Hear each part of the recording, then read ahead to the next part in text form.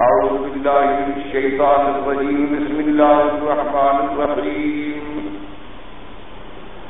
تبت يدا أبي لهب وتب ما أغنى عنه ماله وما كسب سيصلى نارا ذات لهب وامرأته حمالة الحطب في جيدها حبل من مسد. سورۃ المسد جو ہے یہ سورہ بھی سور مکیہ میں سے ہے بالاتفاق، یعنی جمہور مفسرین کرام رحمہم اللہ علیہم اجمعین کا یہ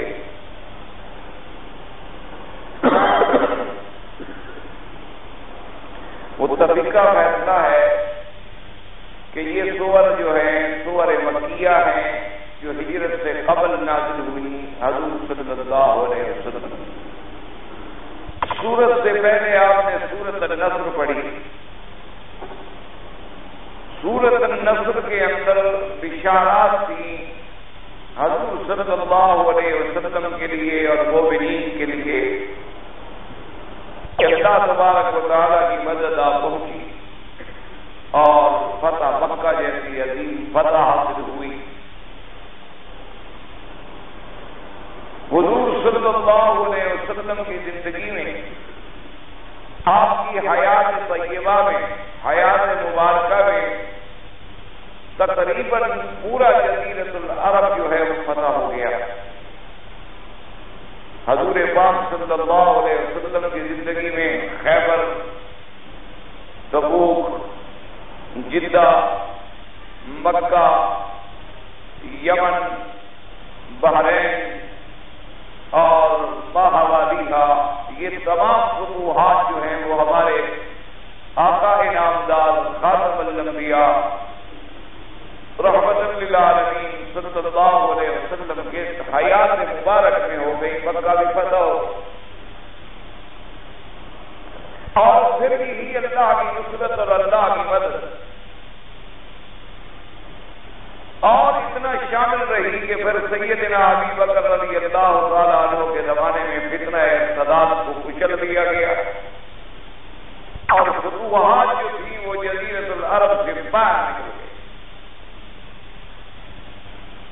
پھر سیدنا عمر رضی اللہ تعالیٰ عنہ کا دور آیا رضی اللہ تعالیٰ عنہ. حضرت ابی بکر رضی اللہ تعالیٰ عنہ نے تقریباً 2 سال خلافت فرمائی اور سیدنا عمر رضی اللہ تعالیٰ عنہ نے 10 سال خلافت فرمائی. تو آپ کے زمانے خلافت میں ماشاءاللہ جو سب سے بڑی طاقت تھی قیصر اور کسریٰ، تو قیصر کی قیصرویت اور کسریٰ کی کسرویت جو تھی وہ ہمیشہ کے لیے ختم کر دی گئی. لا کسریٰ بعدہ ولا قیصر بعدہ. اور اسی طریقے سے شام اور بلاد روم یہ تمام علاقے جو تھے سیدنا امیر المؤمنین عمر بن الخطاب کے زمانے میں مصر کا پورا ملک، یہ تمام فتوحات جو ہیں وہ حضرت عمر رضی اللہ عنہ کے زمانے میں ہیں. اب دور خلافت آتا ہے خلافت عثمانی رضی اللہ تعالیٰ. تو حضرت عثمان رضی اللہ تعالیٰ عنہ نے 12 سال خلافت فرمائی. تو آپ کی خلافت کے زمانے میں ماشاءاللہ اسلام کو اتنی عظمت ملی کہ ایک طرف سے تو اسلام اندلس تک پہنچ گیا، مراکش تک پہنچ گیا، اسپین تک پہنچا اور چین تک پہنچا، احواز تک پہنچا، خراسان تک پہنچا اور تاشکند و بخارا تک اسلام پہنچا. یعنی مشارق الارض و مغاربہا. اللہ تبارک و تعالیٰ نے حضور صلی اللہ علیہ وسلم سے جو مدد کا فتح کا وعدہ فرمایا تھا وہ نصرت اور مدد اور فتوحات کا ایسا سلسلہ چلا کہ مشرق سے لے کر مغرب تک اور شمال سے لے کر جنوب تک تمام علاقے جو تھے وہ فتح ہو گئے اور جو بچ گئے انہوں نے باقاعدہ اپنے آپ کو اسلام کے تابع کر کے جزیہ دینا قبول کر لیا. وہ باجدار بن گئے اسلام. سیدنا علی رضی اللہ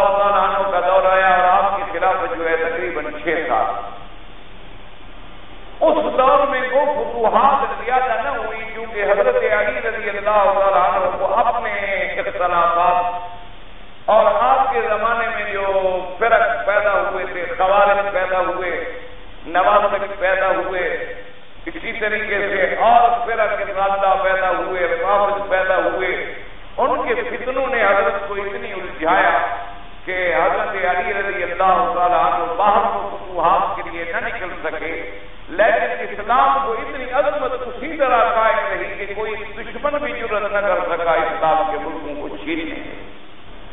اور اگر ان کے آپس میں کہیں اختلافات ہوئے ہیں تو ان کی مثال ایسے ہے جیسے دو بھائیوں میں اختلاف ہوتا ہے، جو باپ اور بیٹے میں اختلاف ہوتا ہے، جیسے کہ حضرت موسیٰ علیہ السلام اور حضرت ہارون علیہ السلام میں جھگڑا ہوا۔ موسیٰ علیہ السلام نے اپنے بھائی کی داڑھی مبارک پہ بھی ہاتھ ڈال دیا، لیکن چونکہ وہ ایک جذبہ تھا، توحید کے لیے ایک غصہ تھا اور فوری ایک فیصلہ تھا، اس لیے اس پر اللہ پاک نے دونوں سے کوئی معاوضہ نہیں فرمایا۔ دونوں کے اس جھگڑے کو گویا کہ جھگڑا ہی نہ سمجھا گیا، دونوں کی نیت جو مخلص تھی، کیونکہ حضرت موسیٰ علیہ السلام کے دل میں جذبہ تھا کہ میری عدم موجودگی میں قوم پوری شرک میں ڈوب گئی اور تم خاموش رہے، اور ہارون علیہ السلام اپنی جگہ پہ حق پر تھے کہ میں نے تو پورا زور لگا لیا، اگر قوم ہی گڑھے میں گر جائے تو میں کیا کروں، اس لیے چونکہ دونوں حق پر تھے۔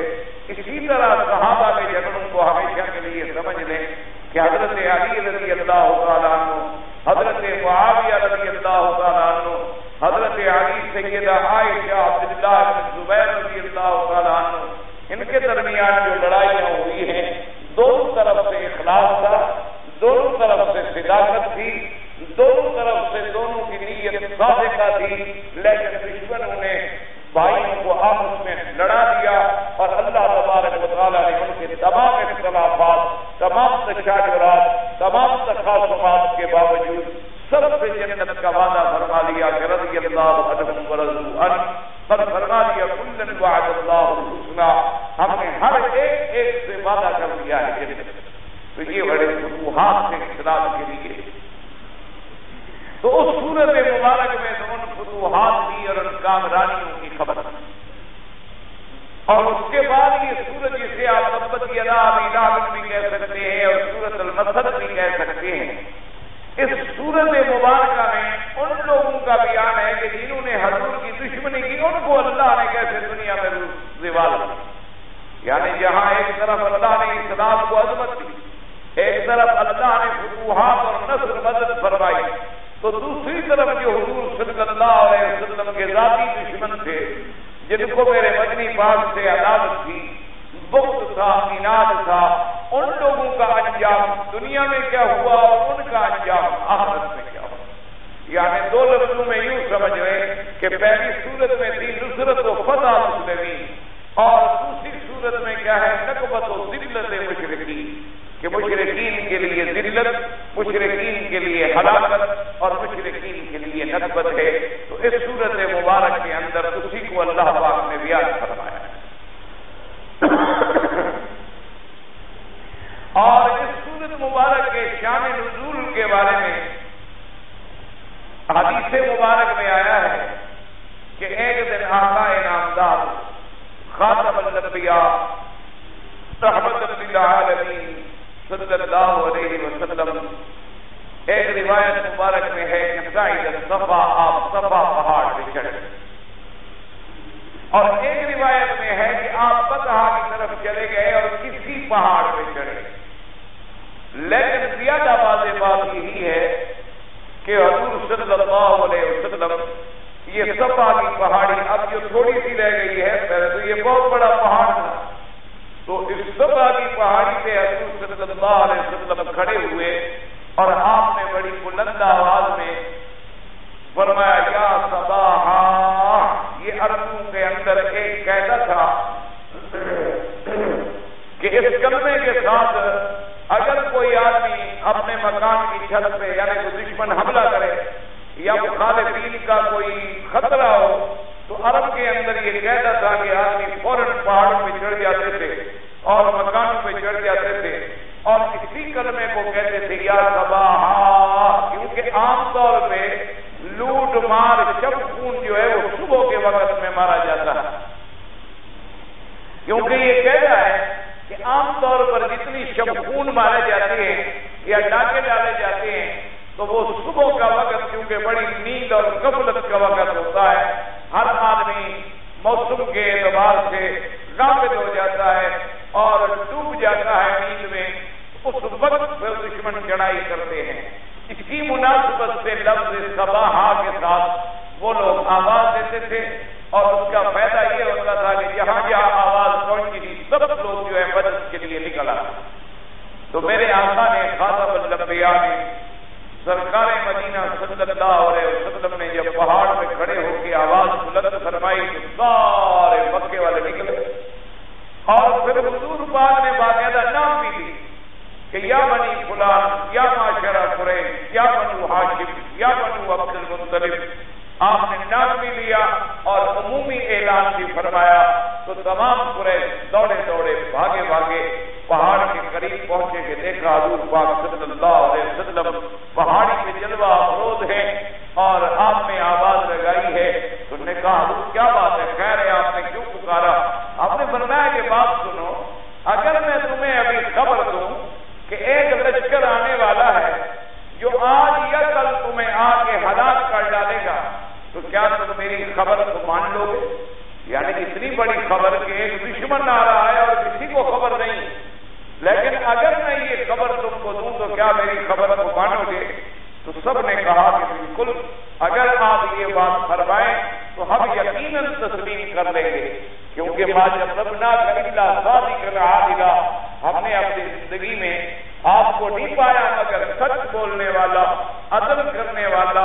آپ کی زبان مبارک کبھی غلط بات کہہ نہیں سکتی، آپ جو فرمائیں گے بالکل سچ ہے، ہم مانیں گے۔ حضور پاک نے فرمایا انی نذیر لکم من بین یدی عذاب شدید، میں اللہ کے عذاب سے تمہیں ڈرانا چاہتا ہوں اور میں تم سب کو دعوت دیتا ہوں کہ یا ایھا الناس قولوا لا الہ الا اللہ تفلحوا، کہ اے لوگو اللہ کی الوہیت کا اقرار کر لو، اللہ تبارک و تعالیٰ کی وحدانیت کو مان لو، فلاح پا جاؤ گے۔ اسی لیے میں نے بلایا ہے، ایک دشمن تو تمہیں دنیا میں نقصان پہنچائے گا اور تم عذاب جہنم کی طرف بڑھ رہے ہو، اور اسی سے ڈرانے کے لیے میں آیا۔ تو جب میرے آقا نے ان کو توحید کی دعوت دی تو ابھی اللہ وقت نے فوراً کہا کہ تبا لکا لہذا جمعتنا، کہنے لگا نعوذ باللہ آپ کے ہاتھ ٹوٹے، اسی لیے ہمیں پکارا تھا، اسی لیے بلایا تھا، سارے گھر چھوڑ کے بھاگا ہے۔ اور بعض روایات میں ہے کہ اس بدبخت نے اس کے علاوہ بھی کچھ باتیں ایسی کی جو میرے آقا خاتم الانبیاء کی شان کے خلاف۔ ابی لہب جو ہے یاد رکھیں، اس کا نام تھا عبد العزیٰ۔ پہلے دور میں زمانہ جاہلیت میں لوگ جب نام رکھتے تھے تو اپنے آپ کو بتوں کی طرف منسوب کرتے تھے، عبد العزیٰ، عبد الشمس، اسی طرح سے عبد اللہ، عبد المنات، بتوں کے عبد بنتے تھے۔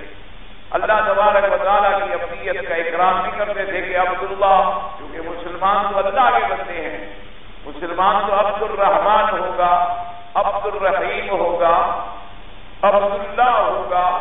تو وہ اپنے نام جو ہیں وہ بتوں کے نام پہ رکھا کرتے تھے، کوئی اپنے آپ کو عبد الشمس کہلاتا تھا، کوئی عبد العزیٰ کہلاتا تھا۔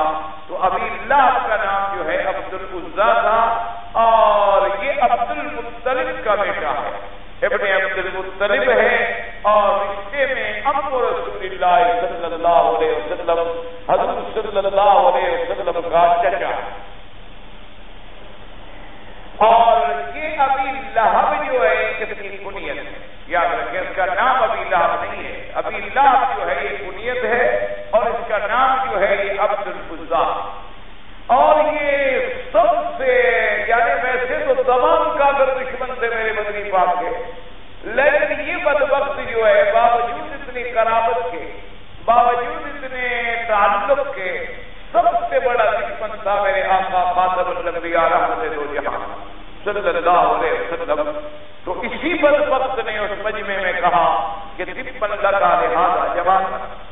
اسی طرح طارق المحاربی کی روایت ہے، وہ فرماتے ہیں کہ ایک دفعہ میں سوق مجاز کی طرف سے گزر رہا تھا کہ میں نے دیکھا کہ کہ ایک بڑے جمال والا انسان ہے جس کو اللہ نے بڑا جمال عطا فرمایا ہے، وہ آگے آگے جا رہے ہیں اور ان کے پیچھے ایک اور آدمی ہے، وہ بھی بڑا خوبصورت ہے لیکن وہ پتھر برسا رہا ہے اور حضور پاک کی پنڈلیاں مبارک زخمی ہو چکی ہیں اور آپ کے پاؤں مبارک خون بہا رہے ہیں۔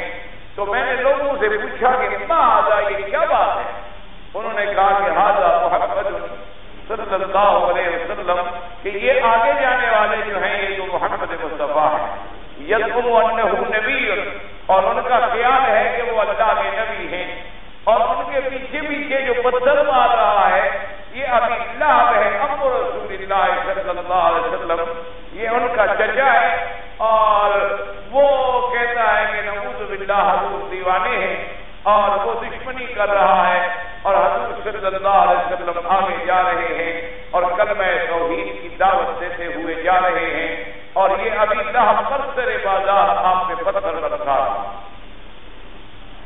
اسی طریقے سے اس کی دشمنی کا یہ عالم تھا، نعوذ باللہ، یعنی ہر وقت اس سے ایک ہی فکر تھی کہ کسی طرح حضور صلی اللہ علیہ وسلم کو نقصان پہنچائے۔ اسی کا وہ بیٹا ہے بدبخت، اللہ تبارک و تعالیٰ معاف کرے، کہ اس نے اپنے بیٹے سے کہا کہ تم جا کر حضور صلی اللہ علیہ وآلہ وسلم تسلیما کثیرا جہاں مجلس میں بیٹھے ہوں، نعوذ باللہ ثم نعوذ باللہ ثم نعوذ باللہ، خاک مبدہ، اللہ پاک بچائے، حضور کی طرف تھوک دو اور گاڑیاں میں کیا۔ تو اس بدبخت نے اپنے بیٹے کو یہ سمجھایا، یعنی اس کا بیٹا بھی دشمنی میں مبتلا، یہ خود بھی دشمنی میں مبتلا، اور اس کی بیوی بھی دشمنی میں مبتلا۔ تو اس کا بدبخت بیٹا جو ہے وہ آیا اور میرے مدنی پاک صلی اللہ علیہ وسلم برسر مجلس بیٹھے ہوئے تھے، اور اس بدبخت نے بڑی توہین کی میرے آقا کی، اور آپ کی شان میں بڑے گستاخانہ لفظ کہے اور ایسے الفاظ کہے کہ زمین کانپ جائے اور آسمان گر پڑے، حتیٰ کہ حضور پاک صلی اللہ علیہ وسلم یعنی آپ جیسے سراپا مجسمہ رحمت النبی، اللہ کے بھیجی ہوئی رحمت جو تھی انہیں بھی جوش آ گیا۔ حضور صلی اللہ علیہ وسلم، حضور کی رحمت کا اور حضور کی شفقت، حضور کی رحمت کا تو دنیا میں کوئی مثال ہی نہیں ملتی، دنیا میں کوئی ایسا نمونہ بھی نہیں ملتا۔ حضور صلی اللہ علیہ وسلم تو انسانوں پہ نہیں، آپ تو پرندوں پہ اور حیوانوں پہ بھی رحمت و شفقت فرماتے تھے۔ حضور صلی اللہ علیہ وسلم جوش میں آئے، حضور صلی اللہ علیہ وسلم غصے میں آئے، جلال میں آئے، اور آپ نے بد دعا کی۔ آپ نے اسی وقت اپنی زبان مبارک سے فرمایا کہ اللہم ثبت علیہ قلبا من کلابک، کہ یا اللہ اس بدبخت پہ اپنے جنگل کے کتوں میں سے کسی کتے کو مسلط کر۔ حضور صلی اللہ علیہ وسلم نے بد دعا فرمائی، اور پھر دیکھیں کہ حضور پاک کی بد دعا ایسی لگی کہ ابھی اللہ بھی ساتھ تھا اور وہ لڑکا بھی تھا، اس کا بیٹا جو ہے دشمن تھا جس نے گستاخی کی تھی۔ ویسے یہ یاد رکھیں، یہ تاریخ بتلاتی ہے کہ حضرت آدم سے لے کر میرے مدنی پاک تک اللہ سب پیغمبروں پہ کروڑوں صلاۃ و سلام بھیجی۔ یہ تاریخ گواہ ہے اور شاہد ہے کہ جس نے بھی کبھی کسی نبی کے شان میں گستاخی کی ہے، اللہ نے اسے دنیا میں ہی ہلاک برباد کر دیا۔ آخرت کا عذاب تو خیر ہے یقینی نا، وہ تو ٹلنے والا ہے، آخرت کا عذاب تو یقینی ہوا، لیکن اللہ نے انبیاء کے گستاخوں کو دنیا میں بھی معافی دی، ان کو دنیا کے اندر بھی ہلاک و برباد کر ڈالا۔ اور بلکہ ایک روایت میں جسے تفسیر مظہری والے نے نقل کیا ہے، اس میں ایک حدیث نقل کی ہے کہ اگر اللہ کے نبی کو قتل کیا جائے نعوذ باللہ، اس کے بدلے میں اللہ تبارک و تعالیٰ 70,000 انسانوں کو قتل کر دیتے ہیں، اور اگر کسی پیغمبر کے خلیفے کی گستاخی کی جائے، قتل کیا جائے، تو اس کے بدلے میں 35,000 آدمی دنیا میں قتل ہوگا، تاکہ اللہ تبارک و تعالیٰ اپنے انبیاء کے خون کی عظمت کا، اپنے انبیاء علیہ السلام کی شان کی عظمت کا اعلان فرماتے ہیں۔ انبیاء کا قتل کرنا کوئی آسان بات تو نہیں۔ آپ دیکھیں نا جی کہ بنو اسرائیل کے زمانے میں یقتلون الانبیاء بغیر حق، اللہ کے انبیاء جو تھے ان کو بغیر کسی وجہ کے قتل کیا گیا، تو اللہ تبارک و تعالیٰ نے پھر دیکھے تاریخ اٹھا کے دیکھیں کہ بنو اسرائیل پہ پھر کیسے کیسے عذاب مسلط کیے کہ 6 لاکھ انسان ان کے ایک دن میں مارے گئے اور لاکھوں آدمی قتل کیے گئے اور ان پہ ذلت و ادبار اور ہلاکت کا ایسا دور آیا کہ دنیا حیران ہو گئی جس کا دنیا تصور بھی نہیں کر سکتی. اس لیے انبیاء علیہم الصلاۃ والتسلیم اللہ کے نبیوں کی شان میں جو بھی گستاخی کرے یا توہین کرے یا تنقید کرے یعنی اپنے قول سے اپنے عمل سے اپنے قلم سے اپنی زبان سے اللہ اسے دنیا میں ہلاک و برباد کر ڈالتے ہیں. حضور صلی اللہ علیہ وسلم نے جب دعا کی کہ اللہم سلط علیہ کلبا من کلابک کہ اللہ اس سے اپنے کتوں میں سے ایک کتے کو مسلط کر دے, باوجود اس کے کہ مشرک ہے اور دشمن ہے, لیکن دل میں ان کو بھی خیال تھا کہ بھی اللہ کے نبی کی دعا خالی نہیں جائے, یعنی دل میں یہ بھی مانتے یہ بات بھی جانتے تھے. تو ایک سفر میں جا رہا تھا تجارت کے لیے, ابھی لاب بھی ساتھ تھا, تو سبھی لاب نے انتظام کیا ہوا تھا کہ باقاعدہ پہرے دار رات کو جاگتے تھے, اور اس نے یہ کیا کہ ایک پورے سامان کو اکٹھا کر کے ایک اونچا کھڑا سا پنجان بنا ڈالی اور اپنے بیٹے کو اس کے اوپر سلاتا تھا اور ارد گرد سارے قبیلے والوں کو سلاتا تھا تاکہ شاید کوئی جنگل کا جانور جو ہے وہ میرے بیٹے کو نقصان نہ پہنچا ڈالے. تو کتابوں میں آتا ہے کہ اسی انتظام کے ساتھ اسی حفاظت کے ساتھ اس نے اپنے بیٹے کو سلایا, اور اس کے بعد جب رات تاریکی آ گئی لوگ سو گئے تو جنگل سے شیر نکلا, وہ آیا اور جتنے آدمی باہر سوئے ہوئے تھے سب کو سونگتا رہا. یعنی اللہ تبارک و تعالیٰ نے اس کے اندر ایک ایسی حرص پیدا کر دی کہ وہ بھی دشمن نبی کو پہچان لے. اللہ تبارک و تعالیٰ نے ایسا اس جانور کے اندر ایک احساس پیدا کر دیا, وہ قادر ہے, اللہ تبارک و تعالیٰ کی قدرت سے کچھ بھی بعید نہیں ہے. وہ سب کے منہ سونگتا گیا, کوئی سوئے ہوئے ہوں گے, کوئی جاگ بھی رہے ہوں گے, اب شیر اوپر کھڑا ہو کر کون ہلتا ہے, پر سارے یعنی بڑے سے بڑا بہادر آدمی جو ہے اس کی بھی سانس نکل جاتی ہے. شیر تو ویسے دھاڑ رہا ہو, جنگل میں تو آدمی کام جاتا ہے کہ جائے کہ شیر آپ کے سر پہ آ کے کھڑا ہو جائے, تو پھر تو کوئی بڑے سے بڑا بہادر آدمی بھی ہوگا تو اس نے بھی سانس بند کر دیا ہوگا کہ مجھے نیند ہے.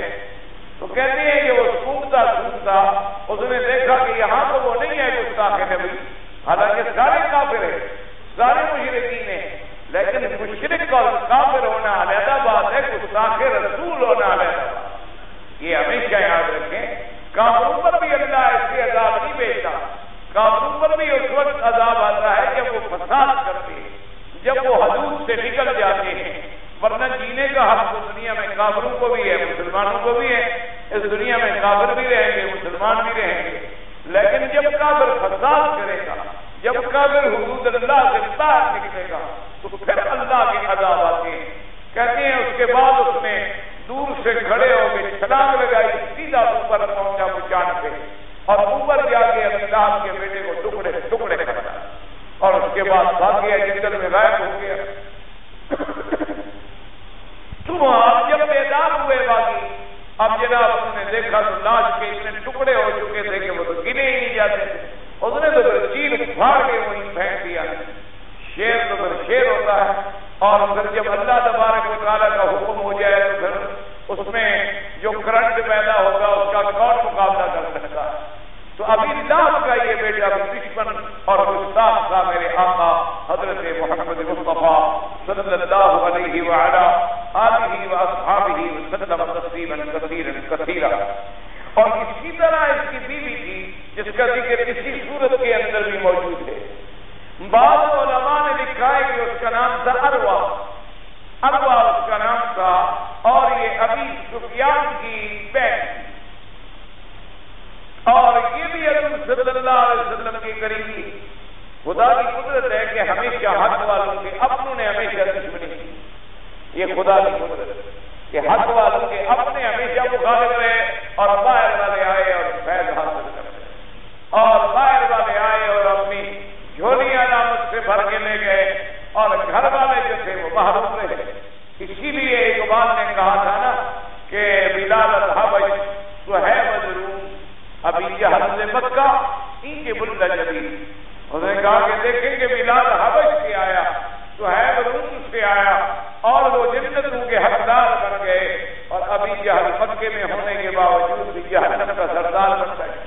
اس لیے یہ اللہ کا نظام ہے، اللہ تبارک و تعالیٰ کی شان ہے، اللہ تبارک و تعالیٰ کی قدرت کا معاملہ ہے جس میں کسی کو دخل دینے کا کوئی طاقت نہیں۔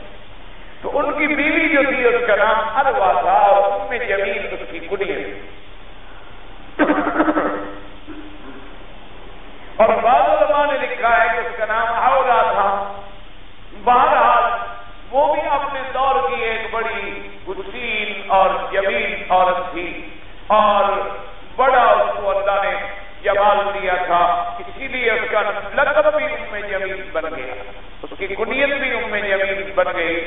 اور لیکن وہ بھی دشمنی میں اپنے خاوند سے بھی آگے بڑھ گئی، وہ حضور صلی اللہ علیہ وسلم کی عدالت میں یعنی اس قدر آگے تھی کہ ابھی اللہ اگر کوئی سستی کرتا تو ام جمیل اور زیادہ دشمنی کرتا، بلکہ اس کی دشمنی کا یہ عادت تھا کہ اس کے گلے میں ایک بڑا قیمتی ہار ہوتا تھا موتیوں کا، اور وہ بڑے فخر سے کہا کرتی تھی کہ یہ ہار جو ہے یہ سارا بیچ کر میں حضور کی دشمنی میں لگاؤں۔ اور اسی کے بارے میں انہوں نے لکھا ہے مفسرین کرام نے، روایات میں یہ بھی ملتا ہے کہ قرآن نے اس کو کہا ہے لکڑیاں اٹھانے والی، انہوں نے کہا اصل وجہ یہ بھی تھی کہ یہ راستے میں لکڑیاں اور کانٹے اٹھا کے لے آتی، جہاں سے حضرت صلی اللہ علیہ وسلم نے گزرنا ہوگا راستے میں کانٹے دکھا دیں تاکہ حضور اندھیرے میں گزریں گے اور حضور صلی اللہ علیہ وسلم کو کانٹے چبھیں گے اور آپ کو تکلیف ہو۔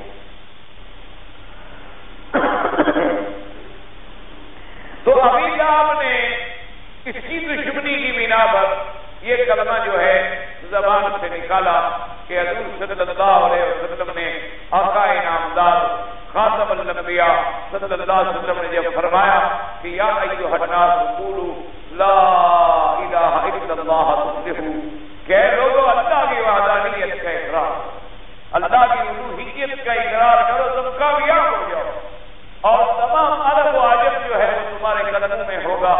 تو اس بدبخت نے کہا تو تب اللہ آپ کے ہاتھ ٹوٹے، نعوذ باللہ، لہذا جماعتنا، اسی لیے ہم کو بلایا تھا۔ اچھا اسی طرح ایک اور روایت آتی، اس میں آتا ہے کہ ابھی اللہ ایک دن آیا حضور کی خدمت میں اور آگے کہنے لگا کہ یا رسول اللہ صلی اللہ علیہ وسلم، اگر میں اسلام لے آؤں یعنی میں اسلام میں داخل ہو جاؤں اور میں مسلمان بن جاؤں تو مجھے کیا ملے گا؟ آپ نے فرمایا مجھے کیا ملے گا؟ تمام جیسے باقی مسلمان ہیں تم سب مسلمانوں میں مل کے مسلمان بن جاؤ گے اور سب مسلمان برابر ہیں، اسلام لانے کے لیے کوئی انعام تو نہیں ہے کہ ہم آپ کو کوئی سرداری دیں گے یا انعام دیں گے۔ کہنے لگا عجیب بات ہے کہ اتنا بڑا سردار ہو کر میں اسلام لے آؤں اور اسلام لانے کے بعد جو ہے میں اور بلال برابر ہو جائیں؟ اللہ کا نعوذ باللہ، آپ کے ہاتھ ٹوٹے ایسی بات کر رہے ہیں؟ اگر اسلام مجھے اونچا کرے تو میں اسلام لے آؤں، ورنہ اگر ان کے برابر ہی مجھے اسلام میں کرنا ہے تو پھر میں اسلام میں کیوں داخل ہو جاؤں؟ اس نے یہ کلمہ کہا۔ تو بہرحال یہ دونوں روایتیں محدثین کرام نے رحمہ اللہ تعالی علیہ اجمعین نے نقل فرمائی ہے، اور دونوں روایتوں میں کوئی اختلاف ہی نہیں ہے، اس لیے کہ حضور پاک نے صفا کی پہاڑی پہ کھڑے ہو کر بھی بلایا تو اس بدبخت نے یہ کہا، اور اسی طرح کبھی حضور پاک ویسے بھی ایسے کلمے کہہ دیے ہوں گے، تو ایسے کلمات کئی دفعہ کہے گئے ہوں گے، کیونکہ مشرکین تو ہر وقت آپ کی دشمنی میں، ہر وقت آپ کی دشمنی کے اندر۔ اور اسی طرح بعض علماء نے ایک اور روایت بھی نقل کی ہے کہ جتنے وفد آتے تھے باہر سے، لوگوں کے قبائل کے سردار آتے تھے یا قبیلے کے لوگ آتے تھے، تو یہ سب سے بڑا ایکٹیو پارٹ ادا کرنے والا جو ہے ابی اللہ، اور یہ دوڑتا تھا اور باہر جا کر روکتا تھا کہ بھائی خیال کرنا یہاں ایک نام ہے محمد رسول اللہ صلی اللہ علیہ وسلم، وہ نبوت کا دعویٰ کیے ہوئے، نعوذ باللہ وہ جھوٹا ہے، وہ جادوگر ہے، وہ مجنون ہے، اس کے بعد نہ جانا۔ ان لوگوں کو جا کے یہ منع کر دیتا، روک دیتا، اور وہ لوگ نہ جاتے۔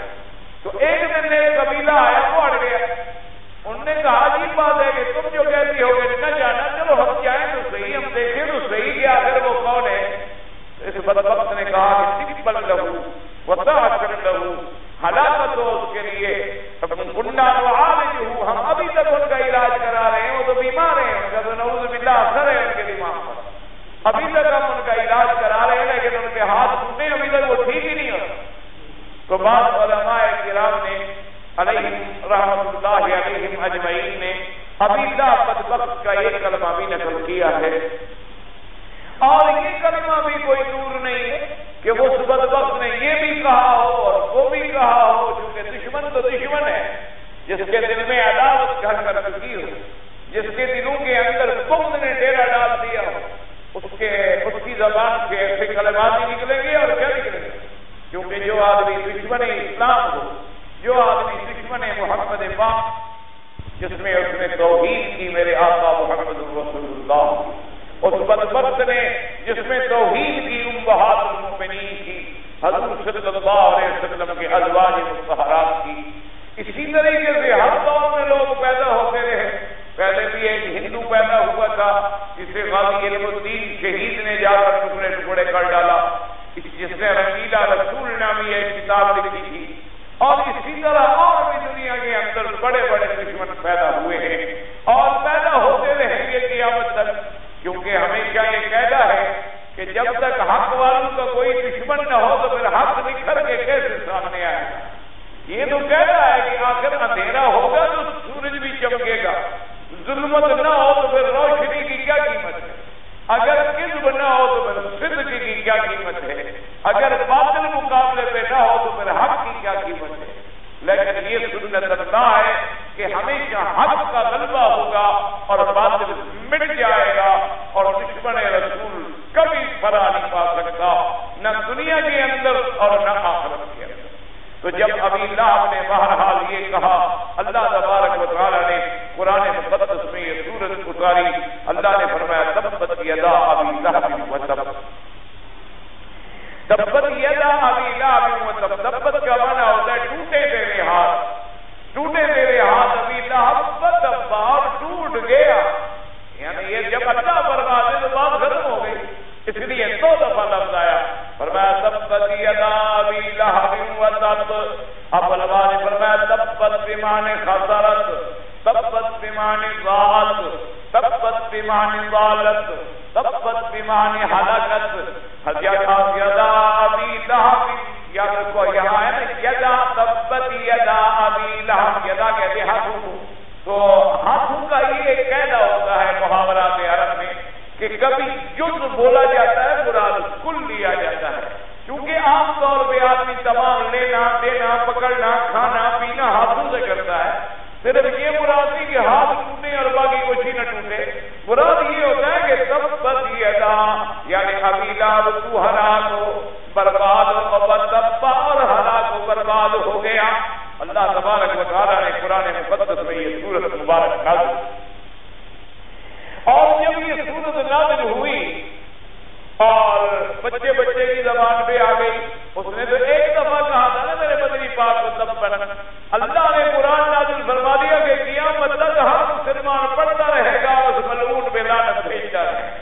قیامت تک یہ سورت پڑھی جائے گی اور ہر پڑھنے والا پڑھے گا تبت یدا ابی لہب و تب, تبت یدا ابی لہب و تب.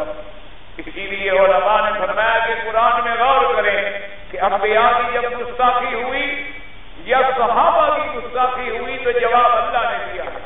اب دیکھیں ابی لہب نے کس کی گستاخی کی تھی, میرے مدنی محمد مصطفیٰ. جب حضور کا نام آئے درود شریف ضرور پڑھ لیا, آہستہ آہستہ, زور سے بھی نہ پڑھا کریں, تاکہ اللہ کے حرم میں کوئی نفل میں ہوتا ہے, کوئی تلاوت میں ہوتا ہے, کوئی طواف میں ہوتا ہے, تو اس کے عبادات میں کوئی خلل نہ آئے. لیکن یہ بھی لازم ہے کہ جب حضور کا نام سنا جائے تو درود پاک جو ہے وہ پڑھا جائے.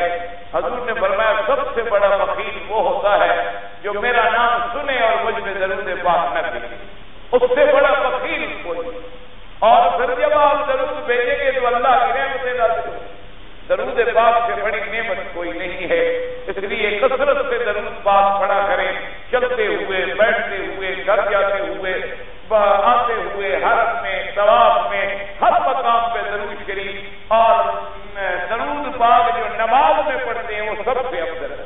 ایک بات یاد رکھ لیں, باقی درود پاک بھی ثابت ہے، لیکن جو درود پاک نماز میں ہے یہ وہ درود ہے جو خود میرے مدنی پاک نے آپ سکھلایا ہے۔ اس سے بڑا افضل درود دنیا میں کوئی نہیں ہو سکتا۔ بات سورت، اب جناب جب یہ سورت نازل ہوئی جواب اللہ نے دیا، اس نے تو ایک دفعہ کہا تھا نا صرف اللہ کا، اللہ نے فرمایا تبت یدا ابی لہب وتب۔ اب اسی طرح صحابہ کا مقام دیکھیں کہ صحابہ کو جب گالی دی گئی تو اس کا جواب بھی اللہ نے دیا، جب میرے مدنی پاک کی توحید میں لفظ آیا تو اس کا جواب بھی اللہ نے دیا، اور جب میرے مدنی پاک کے یاروں کا، صحابہ کا، ان سرداروں کا، ان آسمان ہدایت کے تاروں پر گالی دی گئی تو جواب کس نے دیا؟ اللہ نے دیا۔ اذا قیل لهم آمنوا كما آمن الناس، اللہ نے فرمایا جب ان کافروں کو کہا جاتا ہے ایمان لے آؤ، جیسے ایمان لے آئے صحابہ، کیونکہ جب یہ آیت نازل ہوئی اور تو کوئی تھے نہیں، نہ آپ سے نہ ہم سے نہ کوئی، نہ وہی صحابہ کا زمانہ تھا، ان کو جب کہا جاتا ہے آمنوا كما آمن الناس تو آگے کیا کہتے ہیں؟ قالوا انؤمن كما آمن السفهاء، کہتی ہیں کہ ہم ایمان لے آئے جیسے یہ بیوقوف۔ تو صحابہ کو کیا کہا؟ سفہاء، سفی کہتی ہیں بیوقوف کو۔ تو جواب کیسے نے دیا؟ اللہ تعالیٰ انہم هم السفہاء ولکن لا یعلمون، اللہ نے فرمایا خبردار، جو میرے نبی کے صحابہ کو بے وقوف کہتی ہیں وہ خود کم عقل اور بے وقوف ہے، ان کو پتہ کوئی نہیں۔ اچھا، اور دوسری بات یاد رکھیں، حضور کو گالی کس نے دی؟ گالی دینے والا کون ہے؟ کافر ہے؟ مشرک ہے؟ کون ہے؟ مسلمان ہے؟ ہاں جی، صحابہ کو گالی کس نے دی؟ غور کرے، اللہ کا، یہ تو اللہ کا قرآن ہے، یہ تو کسی کی بات نہیں ہے نا بھائی۔ میرے مدنی پاک نے جب دعوت دی تو سب سے پہلے گالی دینے والا اور تبت کہنے والا، تبت کہنے والا کون تھا؟ کافر تھا۔ تو جب صحابہ کا نمبر آتا ہے ان کو بھی گالی کس نے دی؟ کہ انؤمن كما آمن السفهاء الا انهم هم السفهاء ولكن لا يعلمون۔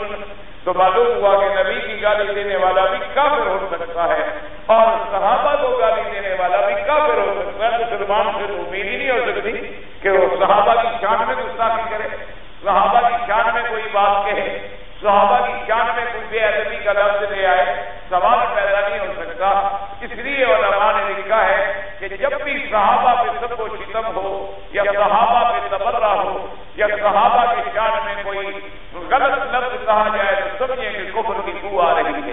اسی طرح جب کوئی اللہ کے نبی کا گستاخ بنے تو سمجھیں کہ یہ بھی کافر ہو سکتا ہے، کہ مسلمان حضور کا گستاخ کیسے بن سکتا ہے؟ اللہ کے نبی کے ماننے والا بھی کبھی حضور کے شان میں کمی کر سکتا ہے؟ وہ تو حضور کے غلاموں کے بارے میں بھی کمی نہیں کرے گا، وہ تو حضور پاک کے شہر کے بارے میں بھی توہین نہیں کر سکتا، وہ تو حضور صلی اللہ علیہ وسلم سے جن لوگوں کو ذرا سی نسبت ہو جاتی ہے ان کا بھی کبھی وہ توہین نہیں کر سکتا کہ جائے کہ وہ حضور کے بارے میں یا صحابہ کے بارے میں کوئی بات ہے۔ اب جناب جب یہ سورت نازل ہوئی تو ابی لہب کی بیوی نے سنی، اس کو بھی پتہ لگا کہ قرآن آ گیا ہے، اور جناب جہاں سے یہ بدبخت گزرے تو آخر لوگ پڑھتے تبت یدا ابی لہب وتب۔ وہ بدبخت آئی مسجد الحرام میں، میرے آقا بیٹھے ہوئے تھے حضور پاک صلی اللہ علیہ وسلم، اس بدبخت نے ہاتھ میں پتھر اٹھائے حضور کو مارنے کے لیے، اور چلی آ رہی ہے غصے میں، اور حضور کے ساتھ بیٹھے ہیں ابی بکر رضی اللہ عنہ۔ تو حضرت ابی بکر رضی اللہ تعالیٰ عنہ تو جانتے تھے اس کی دشمنی، تو حضرت ابی بکر رضی اللہ تعالیٰ عنہ نے کہا حضور یہ بدبخت آ رہی ہے، یہ امراض ابی لہب جو ہے یہ آ رہی ہے، تو آپ مجھے اندیشہ ہے کہ یہ آپ کے شان میں کوئی گستاخی نہ کر جائے۔ حضور نے فرمایا اللہ میرے ساتھ ہیں۔ خیر وہ آئی اور ابی بکر رضی اللہ تعالیٰ عنہ کے سر پہ آ کے کھڑی ہو گئی اور کہنے لگی کہ ہاں ابی بکر بات سنو، اپنے ساتھی کو کہہ دینا کہ میں ابی لہب کی بیوی ہوں اور میں شاعرہ ہوں اور میں شعر کہنے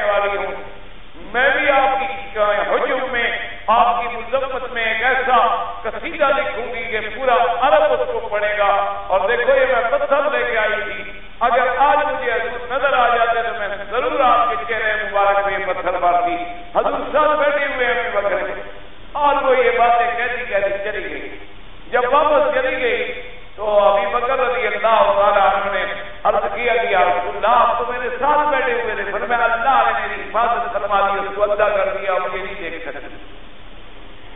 اللہ تبارک و تعالیٰ نے عمیت بصرہا، اس کی آنکھوں پہ پردہ ڈال دیا، وہ مجھے نہیں دیکھ سکی۔ اور اس کے بعد پھر اس بدبخت نے حضور کی حجوں میں ایک قصیدہ لکھا کہ مذمما اسینا ودینہ کلینا، مذمم نعوذ باللہ، وہ کہتے تھے حضور جب حضور صلی اللہ علیہ وسلم نے سورہ دعا میں فرمایا الا تعجبون، آپ نے فرمایا دیکھو تم تعجب نہیں کرتے ہو کہ یہ بدبخت جو سارا دن گالیاں دیتی ہیں تو مذمم کو دیتی ہیں، میں مذمم تھوڑا ہوں، انا محمد، میں تو محمد ہوں۔ اللہ تبارک و تعالیٰ نے ان کو ان کی زبان میں میرا نام ہی نہیں آنے دیا، یعنی انہوں نے قصیدے لکھے، حجب لکھی، میری مخالفت لکھی، لیکن اس میں محمد کا لفظ نہیں لکھ سکے۔ وہاں بھی یہ مجھے غصے میں کہتے ہیں مذمم، جس کی صرف مذمت کی گئی ہو تو کہتے پھر مذمم جو ہوگا، میں تو مذمم نہیں ہوں، انا محمد۔ فرمایا الا تعجبون، تعجب نہیں کرتے ہو میرے اللہ نے میری کیسے کیسے عبادت فرمائی کہ باوجود ان بدبختوں کے کہ وہ شقی ہیں، کافر ہیں، لیکن ان کے زبانوں پر بھی اللہ نے میرے نام کو بگڑنے نہیں دیا۔ انہوں نے غصے میں اور نام رکھ لیے، انہوں نے غصے میں جیسے حضور صلی اللہ علیہ وسلم کو سامی کہتے تھے کہ حضور صلی اللہ علیہ وسلم سامی ہیں، کوئی کہہ دیتا تھا ساحر ہیں، کوئی کہہ دیتا شاعر ہیں، کوئی کچھ کہہ دیتا، لیکن ان کو یہ ضرورت نہ ہوئی کہ حضور صلی اللہ علیہ وسلم کے نام مبارک کو بگاڑ سکے، اور جس نام کی حفاظت اللہ نے فرمائی ہو کون بگاڑ سکتا ہے؟ جس نام کو اللہ نے اتنا اونچا کر دیا ہو کہ جہاں جہاں میرے اللہ کا نام آئے وہاں میرے مدنی محمد کا نام آئے، تو اس نام کو کوئی نیچا کر سکتا ہے؟ سوال ہی پیدا نہیں ہوتا۔ اس لیے حدیث مبارک میں بھی آیا ہے کہ اس نے کہا یہ قصیدہ اور حجب میاں نے کی، لیکن اللہ تبارک و تعالیٰ نے حضور پاک کو محفوظ رکھا۔ اور اسی میں آپ غور کریں، اندازہ کریں، میں دعا کیا کریں، میں کچھ 4-5 دن سے بیمار ہوں، لیکن بس وہ میں آپ کی محبت سے اور اس وجہ سے کہ اللہ محروم نہ فرمائے، زبردستی یعنی دوائیں کھا کے، گولیاں کھا کے درد دے رہا ہوں کوشش سے، ورنہ بخار ہے، گلا خراب ہے، اس لیے آپ دعا کیا کریں اللہ تبارک و تعالیٰ شفا کاملہ عطا فرما دیں، صحت عاجلہ عطا فرما دیں، اور اللہ اپنے قرآن کی خدمت سے محروم نہ فرمائے۔ بس میں نے تو ہمیشہ آپ سے ایک ہی درخواست کی ہے، نہ الحمدللہ کبھی چندہ مانگا ہے، نہ اللہ تبارک و تعالیٰ محتاج کرے، نہ اور کبھی مدد مانگی ہے، نہ اللہ محتاج فرمائے۔ اللہ تبارک و تعالیٰ کے اپنے اتنے بڑے خزانے ہیں کہ ان کے خزانوں میں کوئی کمی ہے، ان کے خزائن السماوات والارض ہیں۔ صرف ایک ہی درخواست کی ہے ہمیشہ کہ ساتھی ہیں، دوست ہیں یا طالب ہیں، صحت و عافیت کے لیے اور استقامت کے لیے اور دین پہ قائم رہنے کے لیے اور دین کی خدمت کے لیے جب یاد آئے تو بس غائبانہ دعا تقدیم کریں، کیونکہ جو دعا دل سے نکلتی ہے نا اکیلے میں اس دعا کا کوئی مقابلہ نہیں۔ ایک دعا ہوتی ہے، میں نے کہا آپ نے کہا، ایک دعا ہوتی ہے جو میں نے کہا یا دعا میں کہا کہ اللہ میں جواب ہے، کوئی دعا نہیں۔ دعا وہ ہوتی ہے کہ جب آدمی کے دل سے نکلے، دل سے نکلے تو سیدھی دربارش پہ جاتی ہے، وہ درمیان میں نہیں رکتی۔ دعا سے تو بڑا ہتھیار دنیا میں کوئی ہے؟ دعا جو ہے یہ تو سلاح المومن، مومن کا ہتھیار ہے، ہتھیار، اور ایسا ہتھیار ہے جو خود ہی نہیں ہو سکتا، جو خود ہی نہیں ہو سکتا۔ میں نے پہلے بھی آپ کو بتایا تھا، میرے والد صاحب رحمۃ اللہ علیہ کی شیخ تھے حضرت عمرانی رحمۃ اللہ علیہ، تو ان کی مسجد پہ جب جھگڑا ہوا تو آج بھی وہ مسجد سندھ میں موجود ہے ماشاءاللہ۔ تو بہرحال لمبی چوڑی بات ہے، تو وہ انگریز جو تھا اس علاقے کا کلیکٹر وہ آیا اور اس نے کہا کہ فقیر صاحب یہ آپ کو کیا ہو گیا ہے؟ مسجد ہے، چھوٹی سی مسجد ہے، ہم نے دریا بنانا ہے، اس دریا سے بھی اسی ملک کے لوگوں کو فائدہ ہوگا، اور ہم مسجد کے بجائے آپ کو اور جگہ بھی دیتے ہیں، مسجد بنا دیں۔ اور دوسری بات یہ ہے کہ آپ نے اپنے مریدوں کو اکٹھا کر لیا ہے، 1000-2000 آدمی، کوئی ڈنڈا لے کے آیا ہوا ہے، کوئی کلاڑی لے کے آیا ہوا ہے، ان کا دماغ خراب ہو گیا ہے کہ ہم ہمارا مقابلہ کریں گے۔ آپ دیکھیں ہم نے تو فوج لگا دی ہے، توپ خانے لگا دیے ہیں، ایک توپ کا گولہ ماریں گے تو آپ کے یہ پورا علاقہ جو ہے اڑ جائے گا۔ تو آپ کچھ عقل بنائیں، آپ کے پاس کون سا ہتھیار ہے جس سے آپ ہمارا مقابلہ کریں گے؟ آپ کے پاس، ہمارے پاس بندوقیں ہیں، ریفلیں ہیں، ہمارے پاس بڑے بڑے جدید آلات ہیں، اور آپ کے پاس کیا ہے؟ تو حضرت ابن رحمۃ اللہ علیہ نے یوں ہاتھ کھڑے کیے اور سیدھی زبان میں فرمایا کہ ماں جو ڈالی بندوق، فرمایا کہ تمہارے پاس ایک ڈالی والی بندوق ہے، میرے پاس 10 ڈالی والی ہے۔ ہم نے فرمایا کہ تمہارے پاس جو بندوق تم اٹھا کے پھر رہے ہو اس کا ایک ڈالی ہے، کوئی چھوٹی ہے کوئی بڑی ہے، تو بس ماں جو ڈالی بندوق ہے، میرے پاس یہ 10 ڈالی والی بندوق ہے۔ اس نے کہا عجیب آدمی ہے، یہ کیسے مقابلہ کرے گا؟ ایک فقیر آدمی ہے، مقابلہ کرے گا؟ تو اس نے کہا حضرت یہ ہاتھوں کی بندوقیں کچھ نہیں کرتی۔ اور بادشاہ آپ نے اپنی انگلیوں سے ایسے اشارہ کیا حکم تو اس کی دونوں آنکھیں اسی وقت بند ہو، اندھا ہو۔ اب وہ دیکھے ادھر ادھر سر پٹ کے کچھ نظر نہیں آ رہا، سمجھ گیا اس نے کہا بددعا لگی۔ تو اس نے کہا کہ حضرت میں اندھا ہو گیا، میرا آپ نے بتایا تو میری انگلیاں تو کچھ کر ہی نہیں سکتی ہیں، کیا ہے؟ جاؤ بھاگ جاؤ، اب جاؤ تم کسی اپنے ڈاکٹر سے آپریشن کرا کے اپنی آنکھیں ٹھیک کروا لیں۔ وہ سمجھ گیا، اس نے کہا کہ اس فقیر سے مقابلہ مشکل ہے۔ اور نے کہا حضرت مہربانی کریں، آپ معاف کر دیں، میں اپنے گورنر کو لکھتا ہوں، آپ کچھ کریں گے؟ بس کتنا نے کہا لکھنے کی بات ہی نہیں، تم اپنے گورنر کو لکھو اور اپنے توپ کا گولہ چلاؤ۔ اور اللہ نے مجھے دعا کے لیے اتنی توفیق دی ہے، اور میرے اللہ پہ مجھے یقین ہے کہ میں جب ہاتھ اٹھاؤں گا تو میری سفید داڑھی کو رسوا نہیں کرے گا۔ اور مجھے یقین ہے، مجھے اپنے اللہ پہ یقین ہے کہ جب میں ہاتھ اٹھاؤں گا اور اپنے سفید بال خدا کے سامنے کروں گا تو مجھے رسوا نہیں کرے گا۔ تم ایک گولی چلاؤ، اگر اس علاقے میں انگریز کا ایک بچہ بھی بچ گیا تو آگے میری داڑھی سے تھوک دینا۔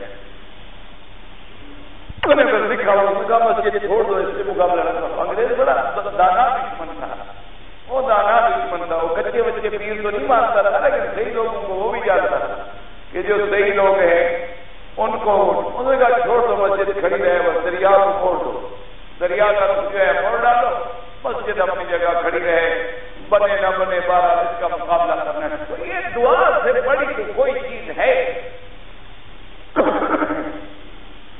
لیکن دعا وہی ہوتی ہے۔ میں نے جو عرض کیا نا، ایک بزرگ کے پاس ایک آدمی گیا، کہنے کا حضرت میرے لیے دعا کریں۔ نے فرمایا بھی ایک دعا کے 2 قسمیں، ایک ہوتی ہے دعا، ایک ہوتی ہے بد دعا۔ تم کیا لینا چاہتے ہو؟ کیا چپ ہو گیا؟ انہوں نے کہا دیکھو بات، اگر مجھ سے بد دعا لینی ہے تو مجھے کوئی تکلیف پہنچاؤ ایسی کہ میں رات کو جب سوؤں تو میرے روئیں سے تیرے لیے بد دعا نہیں، اور اگر دعا لینی ہے تو پھر کوئی خوشی پہنچاؤ کہ میرے دل سے تیرے لیے دعا نکل جائے۔ دعا تو وہ ہوتی ہے جو نکل جائے، یہ تھوڑی ہوتی ہے کہ مانگنے سے کوئی بات بنے۔ یہ تو ہمیں حکم ہے کہ مانگیں، ہم مانگیں گے، لیکن اصل جو دعا اثر کرتی ہے وہ جو دل سے نکلتی ہے، جو بات نکلتی ہے اثر رکھتی ہے، پر نہیں طاقت پرواز مگر رکھتی ہے، وہ پھر سیدھی عرض پہ جاتی ہے۔ اسی لیے حدیث میں ہے نا، اتقی دعوت المظلوم، کہ کسی مظلوم کی بد دعا سے بچا کرو، لیس بینہ و بین اللہ حجاب، اس کی بد دعا اور اللہ کے درمیان کوئی پردہ نہیں ہوتا، سیدھی عرض پہ جاتا۔ اس لیے غریب کی آہ سے بچا کریں، مظلوم کی بد دعا سے بچا کریں۔ وقت لگ جائے لیکن ان کی بد دعائیں رنگ لاتی ہیں اور انجام سامنے آ جاتے ہیں۔ اللہ تبارک و تعالیٰ سے دعا فرمائیں، اللہ پاک تمام بیماروں کو شفا دے۔ یہ نہیں کہ بہرحال میں نے تو اس لیے کہ بھئی میں جب تک صحت نہ ہو تو آپ کیا کر سکتا ہے، لیکن بہرحال اللہ پاک محروم نہ فرمائیں۔ اور کوئی عمل نہیں، یہی ایک چھوٹی موٹی خدمت ہے جس کے ذریعے سے ساری گاڑی چل رہی ہے۔ کیوں درس ہو جی الحمدللہ تو مغرب کی نماز بھی نصیب ہو جاتی، درس ہو تو پھر عشاء کی نماز بھی نصیب ہوتی، درس ہو تو الحمدللہ شرم آ رہی آپ سارے طواف کر رہے ہیں اور بچے استاد بیٹھے ہوئے تو ایک آدھا طواف بھی نصیب ہو جاتا اور جس دن درس نہ ہو جمعرات میں چھٹی ہوتی ہم بھی دوستوں کے بعد دانتیں اڑا رہے ہوتے ہیں وہیں کہیں مسجد میں نماز پڑھ لی ہے خود امام بن گیا 2-3 آدمی پیچھے کھڑے ہو گئے نماز پڑھی حرم تو گیا پھر تو وہی دانتوں پر زور ہوتا ہے مولوی کی ایک جمعرات ہوتی ہے تو پھر وہ جس کسی نے کہا کہ دعوتیں میں ڈالی اور تو ہے نہیں جمعرات میں خوب رہیں گے تمہارے پاس تو اس لیے بہرحال تو یہ ساری کسی درس کی برکت ہوتی ورنہ تو آدمی نماز سے بھی محروم ہو جائے حرم سے بھی محروم اللہ کسی کو محروم نہ فرمائے یا الہ العالمین تیرے بندے تیرے گھر میں رہتے ہیں کسی کو بھی اپنے دروازے سے محروم نہ فرما یا الہ العالمین جو ہمارے ساتھی اپنے گھروں میں بیٹھے ہیں نمازوں میں حاضر نہیں ہوتے ان کے دلوں کو بھی کعبے کی طرف پھیر دے تو کعبے رہے نا دلوں میں محبت ڈالنے والا تو ہے تو اگر محبت ڈال دے اور تیرے آگے کیا بچے اس لیے بہرحال اب دیکھیں قرآن کے الفاظ میں غور کریں علماء نے لکھا ہے کہ تبت یدا ابی لہب وتب یعنی اس کی کنیت کیا تھی ابی لہب علماء نے لکھا ابی لہب کیوں کہتے تھے کہ بڑا خوبصورت تھا بدبخت بڑا جمال تھا بڑا خوبصورت تھا کیسے نہ ہو قریشی تو تھا عبد المطلب کا بیٹا ہو حضور صلی اللہ علیہ وسلم کا چچا ہو اچھا لیکن خدا کی شان دیکھیں خوبصورت ہونے کے باوجود بھی اس کے اپنے ماں باپ نے بھی کنیت ابو ضیاء نہیں رکھی ابو نور نہیں رکھی ابو الشمس نہیں رکھی قمر نہیں رکھی لہب کہتے آگ کا شعلہ آگ کا شعلہ تو اللہ نے ان کی زبانوں سے کنیت بھی ایسی رکھوا دی جو جہنم کی آگ میں دلالت کرنے والا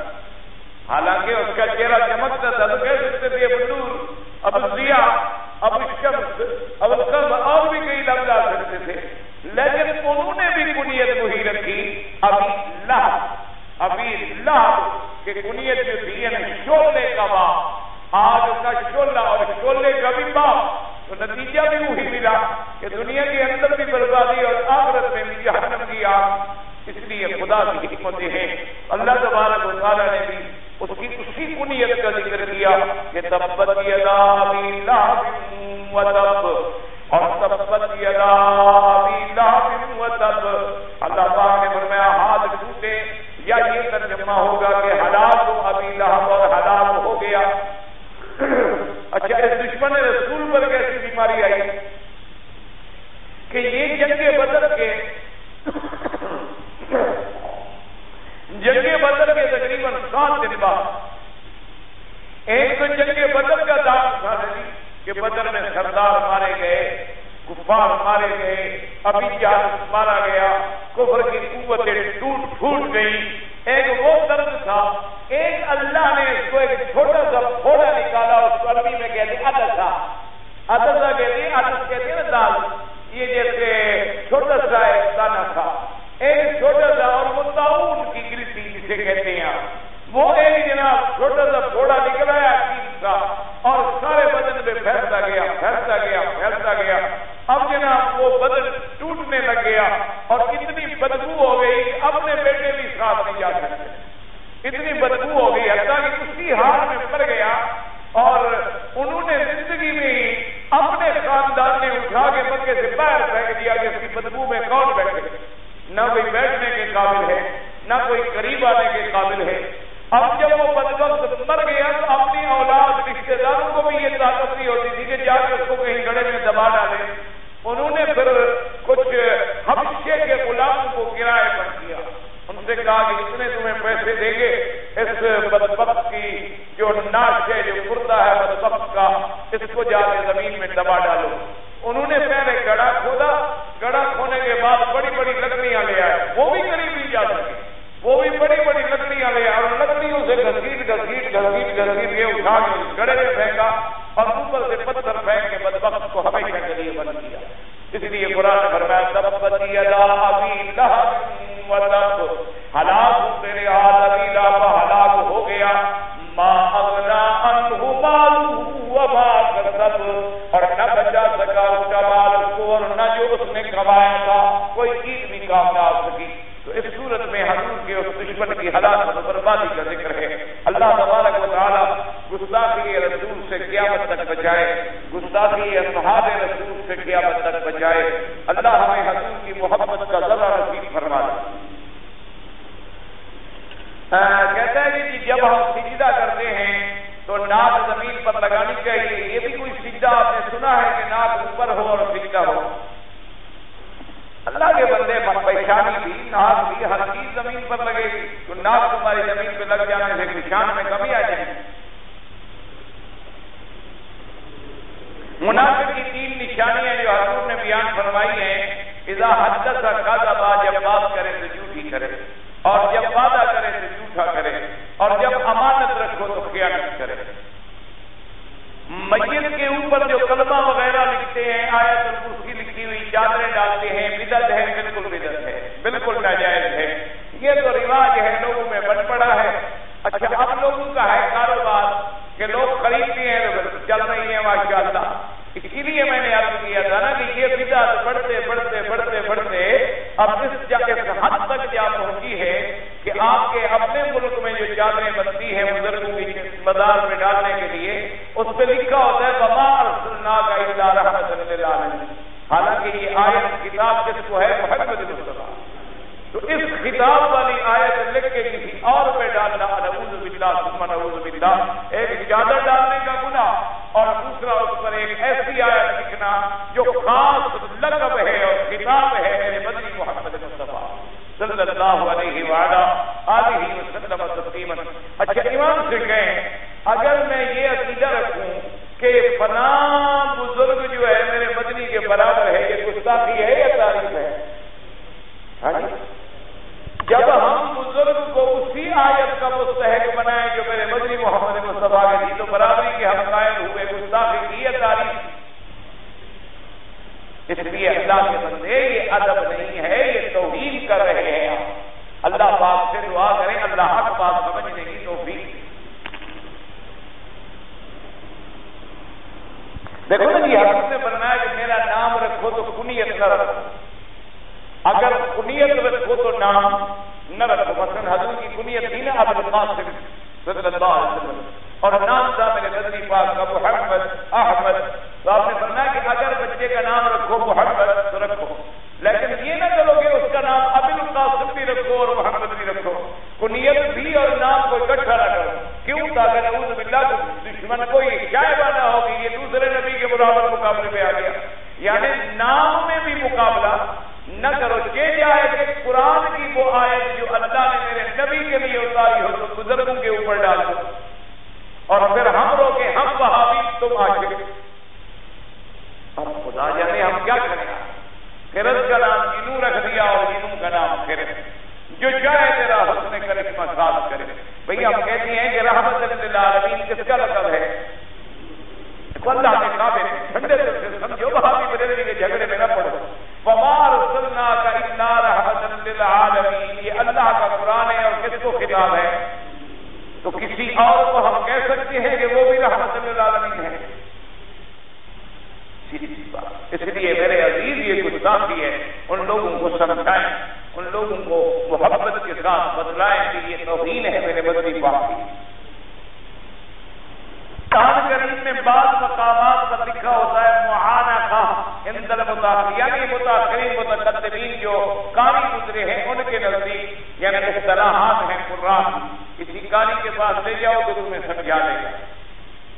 میں یہاں پڑھنا چاہتا ہوں، داخلہ مشکل ہے، اللہ آسان کر دے. میں تو دعا ہی کر سکتا ہوں. تاج کھیلنے کے بارے میں بہرحال بڑی سخت وعید آئی ہے.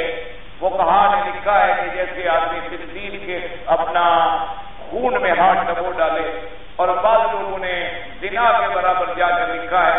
اللہ معاف فرمائے. بہرحال کوشش کیا کریں کہ بھئی اللہ بچائے پوری بات سے. ایک آدمی نے بتایا کہ مثلاً ایک بچہ ہے جس کے باپ کا پتہ نہیں ہے. مثال کے طور پر یعنی زنا سے ایک بچہ پیدا ہوا، اس کے باپ کا پتہ نہیں. جب وہ بڑا ہو کر نکاح کرے گا اس کا بھی نکاح نہیں ہوگا. اس کا کیوں نہیں ہوگا؟ اس غریب کا قصور ہے. پیدا ہونے والے بچے کا تو کوئی قصور نہیں ہے نا. وہ کالا تو اس نے کیا جیسے گناہ کیا. اس بچے کا کیا قصور ہے کہ وہ بھی بڑا ہو جائے تو اس کا نکاح بھی نہیں ہوگا. ایک حدیث میں ہے کہ حضرت اپنی ماں باپ کے لیے پریشان تھے حضور پاک نے دعا کی تو اللہ نے حضور کو اپنے ماں باپ ملائے اور انہوں نے حضور کا کلمہ پڑھا. یہ غلط ہے, کسی حدیث میں نہیں ہے. جو نقل کیا گیا ہے وہ بالکل صحیح ہے. میری بیوی میرے بہنوئی بہن کے شوہر کے ساتھ عمرے پر آ رہی ہے تو محرم ہوگا نہیں؟ وہ محرم نہیں ہوگا. کیوں وہ کیسے محرم بن گیا؟ اگر ہم کسی کا طواف کریں, آپ طواف کریں اپنے لیے, اس کے لیے دعا کرتے ہیں انشاءاللہ اللہ ثواب دیں گے. وہی مسئلہ ہے. میں اگر رکوع کے پہلے مل گیا لیکن میں نے امام کے پیچھے فاتحہ نہیں پڑھی, رکوع مجھے مل گیا, رکعت ہوگی بالکل ہوگی انشاءاللہ. امام نے تو پڑھی ہے نا. اللہ فرعون کو ہمیشہ جہنم میں رکھیں گے. کیوں؟ آپ کو کوئی رشتے دار یا وہ تکلیف ہے؟ ہمیشہ جہنم میں رہے گا, یہ کوئی شک ہے؟ جو بھی کافر مرے گا ہمیشہ جہنم میں رہے گا. فرعون تو اشد العذاب میں ہوگا. سنت نمازیں کس کے لیے پڑھی جاتی ہے؟ اللہ کے لیے. سنت تو مانا طریقہ محمد مصطفیٰ. نماز تو اللہ کی حضور کی سنت پڑھتے تھے اپنی. اللہ کے بندے سنت مانا ہے طریقہ. نماز تو اللہ کی ہے, نفل ہو, سنت ہو, واجب ہو, فرض ہو, کچھ ہو. قل ہو اللہ, قل ہو اللہ, قل ہو اللہ تو ہے پاک قل کے ساتھ, دوسرے پاک کے ساتھ کھاؤ, دوسرے معنی میں تو ہوگا کھاؤ, اور اللہ ایک ہے. استغفر اللہ, استغفر اللہ نہیں ہوتا, استغفر اللہ ہوتا ہے. مکے میں 4 سال رہنے کے بعد بیوی کو بلایا, ایک بچہ پیدا ہوا. میاں بیوی بچے کو مجبور کیا, فروخت کر دیا. لعنت ہے بچہ بیچنے والوں پر. خدا کے بچہ امانت ہے تمہارے